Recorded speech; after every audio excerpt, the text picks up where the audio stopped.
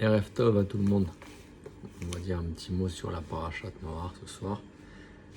Je crois qu'on n'a pas eu l'occasion d'échanger ensemble depuis avant les Chagim. Donc on va essayer de reprendre un petit peu notre cycle. Voilà. D'un côté, la paracha, elle commence avec un langage assez élogieux sur Noach, puisqu'elle nous dit elle est Toldot Noach, Noach ish tzadik tamim haya bedorotav. Donc d'un côté, tout le monde connaît le paradoxe qu'il y a ici, puisque d'un côté on dit Noach haya tzadik tamim, d'un côté c'était quelqu'un de juste, de droit, tamim, d'entier, d'accord, sans équivoque. Mais de l'autre côté, on ajoute un petit mot qui blesse, Bedorotav. Tu es quelqu'un de bien au sein de ta maison. Mais n'allons pas voir l'extérieur. Bon, ça c'est la première année, le premier paradoxe qu'on voit dans la paracha. Donc comment se situer Noach? Voilà, ça c'est ce dont on parle chaque année, la question classique. Donc c'est-à-dire qu'en réalité Noach s'est bien comporté, mais par rapport à la génération dans laquelle il était, où eux ont tous fauté, où ont tous fini détruits. D'accord. Donc maintenant le point qu'on voulait voir cette année, on voulait faire un petit peu de nouveau. C'était un deuxième point. Donc Eta Elohim Italer Noach. Il est marqué dans la paracha que Noach, il allait main dans la main, il est marqué avec Hachem. D'accord. Donc encore une fois très élogieux, vous voyez. On monte et on descend dans la paracha, apparemment. Donc on dit qu'il ressemblait à Hachem, Domé et à Kadosh Baruch Hu, d'accord. Tout le monde donc dépendait de lui dans l'arche, on dit. Ou Mekalkel Vezanotam Beyado Akol. Ça veut dire que tout le monde était, il est marqué, c'est lui qui nourrissait donc tout le monde dans la Teva. Quand on dit tout le monde, c'est pas les invités. C'est en réalité un symbole de chaque, un exemplaire de chaque espèce, qui allait par la suite se reproduire, se multiplier grâce à Noach. Donc imaginez un petit peu l'impact qu'aurait le travail qu'il allait faire dans la Teva. D'accord? Ça allait lui permettre de maintenir après toutes les espèces. Voilà. Donc d'un côté, on nous dit Noach, Ish Tzadik Haya Bedorotav. Mais d'un autre côté, c'est là que ça va se compliquer. Qu'est-ce qui est marqué? On ne va pas trop s'étaler. D'un côté, donc, on nous dit que Afet Chelko Beshmirat Haolam, Likrat Yetzira Hadasha, Ulam Anu Korim Behemsher Parasha Nefilat, Temkacher Noach Yotse Miateva. Voilà, donc au départ, tout se passe très bien. On a vu donc la grandeur de Noach, d'accord? Comment il a sauvé donc toute l'espèce, toute la création. Hachem, c'est quand même une grande responsabilité parce que donc Hachem a mis en place un monde et manque de chance, et ben ce monde, il n'a pas pu tenir. Ça demande quand même à réfléchir. Toute la création du créateur partait à l'effondrement. Un gros problème quand même. On peut mettre les compteurs à zéro, mais quand même, entre guillemets, ça peut s'appeler un échec. Et ben c'est pas grave. C'est Noach qui va tout réparer. Donc quand même, si on vient réfléchir un petit peu la responsabilité qu'a eu Noach sur ses épaules. Voilà. Il y a eu un problème, on a mis un monde en place, on a mis un monde en place, mais qu'est-ce qui s'est passé? Eh ben, ce monde, il n'a pas perduré, il a mal tourné, les espèces se sont mélangées entre elles, et tout s'est très mal passé. D'accord, il n'y a pas eu de pérennité possible, on a tout détruit, allez hop, on efface, direct. Tout ce qu'on connaît donc du monde de l'époque de Noach. Et qu'est-ce qu'on dit après? Donc, il va falloir, Hachem, il va falloir faire une Yetzira Hadasha, garder une espèce de chaque, et repartir à zéro. Et qu'est-ce qui s'est passé? Donc, c'est là que le bas blesse, quand Noach est sorti de l'arche. Et là, vous allez voir que ça tourne pas très bien. Donc, un petit peu plus loin, donc l'histoire de Noach, c'est quoi? Voilà, qu'il y a une alliance qui a été établie. Hachem, il dit à Noach, clairement, il y a une alliance qui a été établie. Et on dit que donc Noach, il a eu 3 fils, d'accord. Donc, juste en résumé de ce qu'on a dit avant, Hachem, donc il a dit clairement que toutes les espèces vont perdurer grâce à un seul de chaque, d'accord, et Hachem dit, je vais établir une alliance de la sorte. Qu'est-ce qui s'est passé après? Donc c'est là que ça va se compliquer. On dit que Noach, il est sorti de l'arche, et qu'est-ce qu'il a fait en première chose? Eh ben, Vayachel Noach ish Adama vaïta karem. Noach, en réalité, c'était un cultivateur, c'était un paysan, un agriculteur. Qu'est-ce qu'il a fait dès qu'il est sorti de l'arche? Il est reparti au champ, et la première chose qu'il a eu envie de planter, c'est pas un pommier, c'est pas un poirier, c'est pas un cerisier, c'est de quoi faire du vin, du pinard. Voilà ce qui l'intéressait à Noach. Celui qui a sauvé toute l'humanité, tout ce qu'il avait envie, c'était de se boire un bon verre de vin. Intéressant. On le présente au début comme le modèle de la création, puisque c'est que grâce à lui qu'on va sauver le monde entier. Il y a eu plein d'espèces avant lui, depuis Adam Arishon, d'accord, jusqu'à Noach. On efface tout, on enlève tout, on n'a aucune trace, rien du tout. On garde que Noach, sa femme et ses 3 enfants. Et on efface tout le reste. D'accord? Étonnant quand même, non? Et donc c'est pas n'importe qui. Donc on nous dit que Noach est un cultivateur. Et dès qu'il est rentré, il avait pris avec lui dans le bateau des sarments de vigne. Il a mis ça de côté en réserve, personnellement. C'est Rachi qui nous dit. D'accord? Quand il était monté, il a mis de côté des sarments de vigne et aussi de figuier quand même. Bon, figuier, on ne pourra pas trop l'expliquer. Maintenant, déjà comprenons un peu la vigne. Et qu'est-ce qui s'est passé? Eh bien, la suite, directement, badaboum, on est tout en haut de l'échelle, Noach, Ish Tzadik Tamim Bedorotav, au top, the best one, le meilleur, you are the best. Et d'un coup, d'un seul coup, qu'est-ce qu'on dit? Directement, je vous dis les psokim tels qu'ils sont, parce que on dirait que la paracha, elle vient comme un résumé, tel qu'elle est énoncée. On passe d'un moment où Noach est tout en haut de l'échelle, et qu'est-ce qui passe juste après? Eh bien, il a planté une vigne, tchic-tchac, on passe dans les détails, il a bu du vin, il s'est saoulé directement, et il s'est découvert au milieu de la tente. Vaingal Betor Haolo. Qu'est-ce qui s'est passé? Donc Ram, quand il a vu ça, il a vu donc son père, d'accord?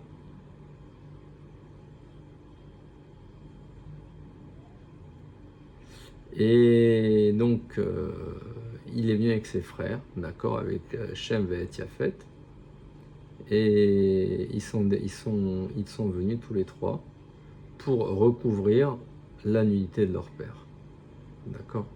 Ils l'ont couvert et ils ont marché à reculons, d'accord? Voilà l'histoire, un peu bizarre. Bon, nous le point qu'on voulait retenir ici, très important, c'était ce qu'on va dire Areshit Yesod Lehemcher. En réalité, peut-être que d'apprendre un point aussi fondamental de ce petit point de la paracha, ça peut être un peu schématique, mais malgré tout, on va quand même retenir une leçon d'ici. C'est quoi la leçon? Donc on a compris que d'un côté, Noach, il est dans la main d'Hachem, d'accord, comme on l'a expliqué. Et d'un autre côté, voilà qu'est-ce qui s'est passé. Dès qu'il est sorti, il a pensé qu'à une chose, à se réjouir. C'est quand même bizarre quand même, non? Noach, donc il est passé, comme on l'a évoqué tout à l'heure, de Ish Tzadik Bedorotav à Ish Adama. Il est redescendu directement, boum, tout en bas, d'accord? Il est passé d'une créature donc unique, tout en haut, à Ish Adama. Et comme on a dit en plus, on avait vu que toute la créature était à sa disposition, et lui, qu'est-ce qu'il est venu faire maintenant? C'est lui qui est redevenu donc un ouvrier. Imaginez un petit peu les deux extrêmes par rapport à Hachem, ce qu'il était et ce qu'il est devenu maintenant, et par rapport à la nature et tout ce qu'il y avait autour de lui. Et bon, on dit que c'est Vayachel Vaïta. il est descendu bien bas, et il est allé donc, il est allé travailler la terre, et on dit que tout le monde, quand ils l'ont vu, Kol haolam omed vetzoraek voy voy, les nefilato shel noach kol kar lama. Quand tout le monde a vu, mettez-vous bien, essayons de nous mettre ensemble dans le fil de l'action. On voit un homme qui était au maximum, non seulement au maximum, mais en plus le seul qui a mérité d'être sauvé dans toute l'humanité. Imaginez, le monde entier avait le regard tourné sur Noach. Tout le monde a disparu, il ne reste plus que lui. Et d'un autre côté, eh ben, qu'est-ce qui se passe? Eh ben, celui qui était tout en haut devient le plus grand pauvre type qui puisse exister, tel que c'est marqué ici. Tout le monde se dit « Voy le nifilato shel Noach ». Il est redescendu tout en bas. D'accord? Il était au maximum. Le Sforno, il explique comme ça, Vayachel Noach, Itril bepoal bilti naot, Ulachen imshachu mize maase, asher lo ya'asu, ki umnam, me'et minakil kul be'atrala, yesod arbe miminu basobrala. Et c'est ça, les amis, qu'on veut arriver maintenant. Le yesod, il est le suivant. C'est ce qu'on appelle, en français dans le texte, la dégringolade. Ça paraît normal quand même que quelqu'un, un homme qui est parti dans le Maboul, qui a été le symbole, l'ambassadeur de l'espèce humaine et de toutes les autres espèces vivantes, d'accord, depuis la mouche tsetse jusqu'au rhinocéros, c'est lui le représentant. Eh ben, il sort de l'arche, qu'est-ce qu'il a envie? Boire un petit coup, d'accord, se verser un petit canon. Donc, encore une fois, les amis, ça a l'air très très schématique, tel que je vous le présente, parce qu'on veut le faire en résumé, mais c'est les mots. C'est les mots du Sforno qui nous dit clairement qu'il faut de la dégringolade, d'accord? Et on va essayer un petit peu d'appuyer ça. Et donc, on pose la question, comment comprendre que le début d'une histoire est tellement important dans la vie? Voilà, le yesod qu'on va tirer d'ici, très important pour nous, une clé, d'accord, dans le monde où on vit, comprendre que l'impact, comme quelqu'un qui a un fusil, la manière d'orienter son fusil, eh ben, va avoir tout l'impact, bien sûr, ça a l'air idiot, mais sur toute la suite. Ça veut dire quoi? C'est que moi, tel que je pose, quand j'ai un projet, si je mets au départ des fondements d'une nature un peu bancale, est-ce que le projet va faire durer? Alors, essayons maintenant avec un peu d'intelligence de prendre avec du recul. On imagine bien que si je pose une table sur 4 pieds qui ont une nature bancale, parce que je ne sais pas si on peut dire 4 pieds bancaux, on se croirait à la banque, donc disons 4 pieds d'une nature bancale, ben, il y a peu de chances que ma table elle tienne longtemps. Maintenant, ma table, c'est ma vie. Ma table, c'est mon projet de business que je vais faire dans une impasse où je vais partir mal et je m'aperçois qu'en réalité, ben, ça ne marche pas. Ou alors non, peut-être je l'ai fait dans une impasse. Mais moi, maintenant, je me suis formé. Je suis professionnel et j'ai des bonnes bases. Bon, c'est-à-dire que je ne vais pas me fonder sur le côté superficiel des choses, mais sur la base. Ça veut dire, est-ce que j'ai des bases solides dans mon projet? Ou alors non, j'ai des bases qui valent rien du tout. Ça veut dire, moi, je peux avoir une super façade sur l'extérieur, mais s'il n'y a rien à l'intérieur, pas de fondement, eh ben, ça mènera à rien. C'est que du superficiel et de l'artificiel. Ça, c'est le Yesod. On va ramener un petit exemple là-dessus, le plus connu. Qu'est-ce qui est sorti de là-bas? Minaret et Yatsa Ashur. D'accord? On dit qu'est-ce qui est venu par la suite? Qui est sorti? Ashur. D'accord? Et Ashur, qui c'était? C'est celui qui a construit Ninive. D'accord? Et la ville de Ninvé, tout le monde sait ce qui s'est passé là-bas.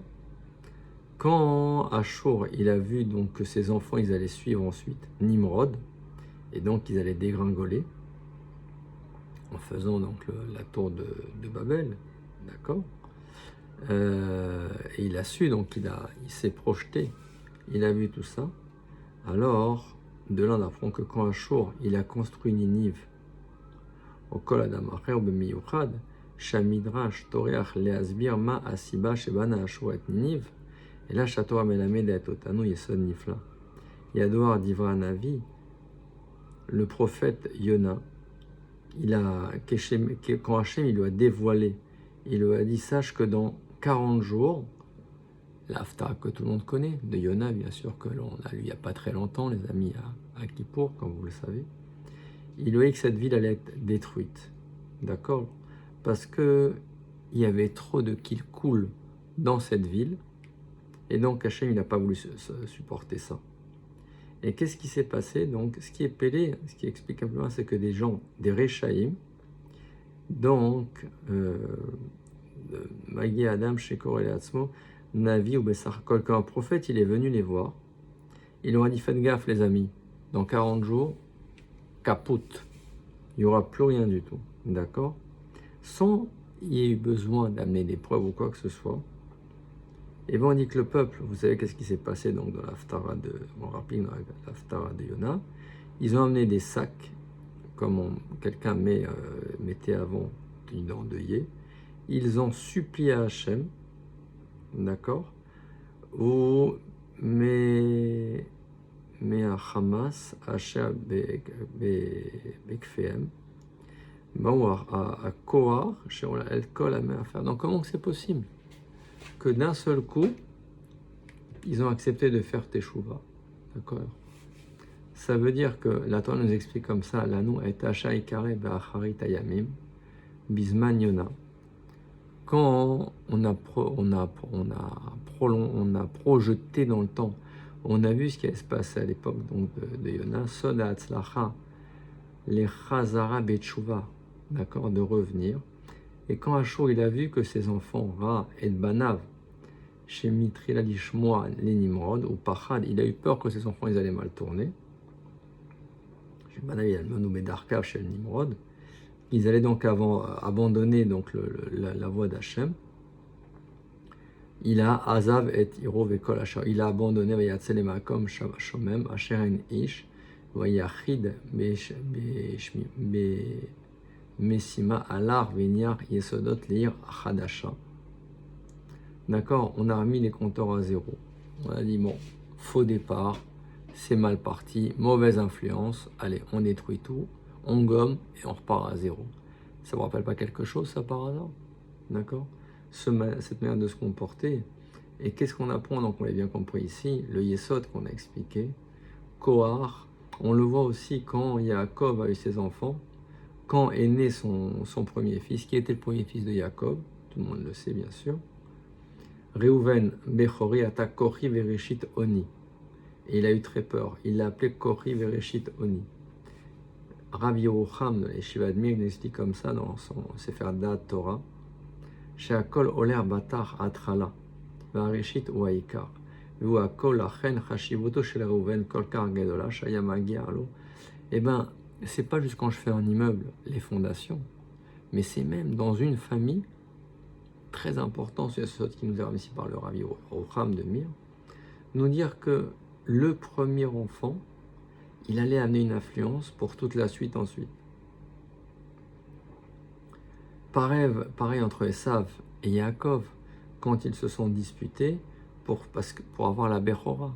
Parce qu'on savait que le Bechor, la Bechora, ça représente Réchit, ça représente pareil la base, le fondement. C'est pour ça que, aussi bizarre que ça puisse paraître, d'accord, puisque apparemment le premier-né c'était décidé qui c'était, d'accord, puisqu'on dit que Yaakov, on l'a placé puisqu'il a attrapé le talon de son fils, de son frère. Donc il n'y avait pas de doute. Et bien pourtant, il se battait encore pour avoir le titre La Bechora, puisque il savait que c'était le Yesod, la base, d'accord, de tout le clan Israël qui allait venir, mais avec Réchit chez la Beria. D'accord? Donc, encore un exemple par rapport à ça, les amis, mais encore une fois, vous voyez, on survole une notion comme on le fait à chaque fois, vous l'avez compris, qu'après, sur laquelle on peut réfléchir chacun de notre côté, par nous-mêmes, pour essayer de construire un petit peu chacun de notre vie au quotidien, comment on peut avoir un impact. Le principe, vous l'avez compris, Noir, qui était la référence normalement, l'exemplarité par excellence, d'accord, lui qui a ce lieu. On a pris vraiment l'exemple le plus extrême, l'exemple de celui qu'on a pris pour sauver le monde, Et badabou, il a décidé de boire du vin, il est retombé tout en bas de l'échelle. Du plus haut, il a cassé la cassé. On a vu l'histoire donc avec Yona, d'accord, à la ville de Ninive, mauvaise fondation. On a vu avec Réhouven, on voit avec Esav et Yaakov. Et encore une fois, les amis, vous voyez, on reste dans le ton. On vient de sortir avec difficulté, parce que ça nous manque déjà beaucoup, de la période de Tishri. Chaque année, on appréhende cette période. Elle va être difficile, les slichot tous les matins. Rosh Hashanah, c'est pas facile de se lever à Honetz pour aller faire la tfila. Kippour, toute la journée à prier. À peine sorti de la fatigue des slichot et autres boum, il faut aller construire la souka, chercher un beau loulav, chercher un bel étrog. Les Oshanot, Oshana Rabbah, toute la nuit à étudier. Simchat Torah, une autre forme d'étude. Danser toute la journée, la tfila. Et donc là, on ressort de toute cette période. Et qu'est-ce qu'on a vu dans cette période? La base de tout, ça s'appelait comment la base? Rosh Hashanah. Encore une fois. Vous avez compris? Un petit peu ce Yesod, je vous le redis tel qu'il est marqué dans le Dvar Torah. Réchit Yesod Lehemcher. D'accord? Est-ce qu'on a fait des bonnes filotes, les amis? Primo, est-ce qu'on s'est bien préparé avec Elul, les Slichot? Deuxio, est-ce qu'on a bien été Mamlich Hashem? D'accord, on l'a mis comme un roi, comme notre roi, comme le roi à sa place. Est-ce qu'après, on a prié, on s'est excusé à Hashem? Une fois qu'on l'a mis sur le trône, qu'on sait à qui on doit s'adresser. D'accord? Est-ce qu'on a prié à Kippour? Vraiment pour demander pardon. On sait maintenant qui est le fondement. Et enfin, après, pourquoi, en sortant de tout ça, est-ce qu'on va bien vivre ou pas Sukkot et Simchat Torah? Parce qu'on se sent soulagé, parce qu'on a fait le travail comme il le faut, donc on peut ressentir la joie de ces fêtes. Ça, c'est Réchit, d'accord? Dans la Avodat Hashem. C'est-à-dire quoi? Atrala Hadasha. Et pareil pour le Rosh Chodesh, la même chose, d'accord? Ça veut dire que maintenant, on a compris comment ça fonctionne, d'accord? La base de toute chose. Kol Yom, alors on a vu l'année, le mois, et même chaque jour. Nishma, Neshama, Hadasha, on dit. Elokai, Neshama. D'accord, les compteurs. Et on le sent quand on se lève le matin. Comment on le sent? Alors, allez-nous, quelqu'un qui se couche avec des soucis, des problèmes, c'est quand même bizarre. Vous imaginez? Vous avez votre voiture qui est cassée, vous l'éteignez, le lendemain, nickel. On se couche le soir, on est cassé, moralement, physiquement. Dans la mesure du possible, on n'est pas débile dans ce qu'on explique là. Et on se relève le lendemain, les soucis déjà presque oubliés, les soucis de la journée, je parle, la fatigue et autres en théorie, on se couche le soir, on est un peu capoute, on se relève le lendemain beaucoup plus en forme, quelqu'un qui a une journée difficile, des problèmes, et ben voilà, on est un autre, on le ressent vraiment, réfléchissez à ça. Vous avez eu un conflit avec une personne, dans le travail, avec quelqu'un qui vous est proche, dans votre famille, vous vous relevez le lendemain, c'est déjà partiellement effacé. Il y a quelque chose de magique quand même. C'est comme si vous laissez un cahier ouvert à une page pour le travail. Le lendemain, le travail a été fait et on passe à autre chose. D'accord? Tu as eu une confrontation, tu as eu un problème à aborder, ça y est, on classe le dossier, on passe à autre chose. Briah Hadasha, chaque jour. D'accord? Juste pour conclure encore un petit mot avec Shlomo Ameler. Shlomo Ameler, quand il a eu le srout de faire le Bet Hamikdash, qu'est-ce qu'il a écrit tout de suite après? Mizmor Shir Chanukat Abayit le David, son papa. D'accord? Alors que pourtant, qui a fait? C'est Shlomo qui a fait, on a dit, le Bet Hamikdash. Donc pourquoi faire un shvach à son père? Vous voyez qu'on reste quand même, Baruch Hashem, dans une suite logique. D'accord, Nachon, Binyan Abayit Bana Shlomo Mikol Makom Aper Ve'akavod Magia Le'aviv, à son père, d'accord, tout le mérite. Pourquoi? Parce que sans le fondement, il est marqué dans la Maseret Souka, pardon. Sans le fondement, la base de son père David Ameler, chez Masach Navsho Al Binyat Ayesod, Shlomo n'aurait rien pu faire, d'accord? C'est David, c'est son papa qui a fait les fondations. Un dernier petit point, comment les goïms ont cherché à anéantir le peuple juif. Ils ont quand même s'ils sont débiles, on espère une chose pareille, ils ont quand même une chorma. Ils ont compris que si on veut, encore une fois, comme on l'a dit, mauvais fondement, mauvais édifice, bon édifice, va casser les fondements, il n'y aura plus d'édifice. Donc qu'est-ce qu'ils se sont dit? Comment détruire les juifs? C'est pas en les tuant un par un, mais non, c'est en cassant leur base. C'est quoi leur base? Shabbat, Brit Mila et Nida. Shabbat, pourquoi Shabbat? Parce que sortez dans la rue, regardez la tête d'un juif toute la semaine, ou même rien que le Yom Rishon, par rapport à comme il était la veille de Shabbat. Le Shabbat, le juif, il est chez lui, il est comme un roi. Si jamais il met en place sa femme comme une reine, dans leur couple, avec ses enfants. Est-ce qu'il est comme ça toute la semaine? Non. C'est-à-dire que le Shabbat, ça montre le juif. Qu'est-ce qu'il fait de sa journée? Il va étudier, ou il traîne au lit toute la journée. Il va à la tfila, on le voit dans avec son talit, il est tout pimpant, il est lumineux, il est heureux. Ça, c'est le juif du Shabbat. Il n'a pas la même tête du tout que le juif de la semaine, vous voyez bien dans la rue. Surtout quand vous habitez à Yerushalayim, ou un endroit où il y a plein de juifs qui sont chômeurs Shabbat.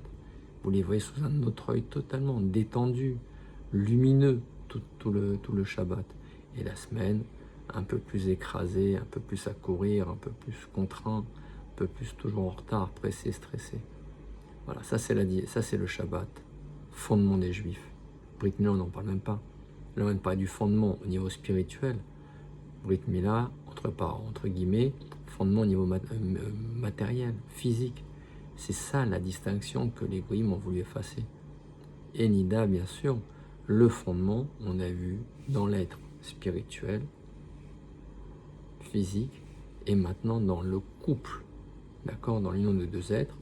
Qu'est-ce qui fait maintenant l'identité du peuple juif? C'est la pureté familiale, par excellence, que beaucoup de peuples ont compris que c'était une grande loi pour maintenir un couple, d'accord?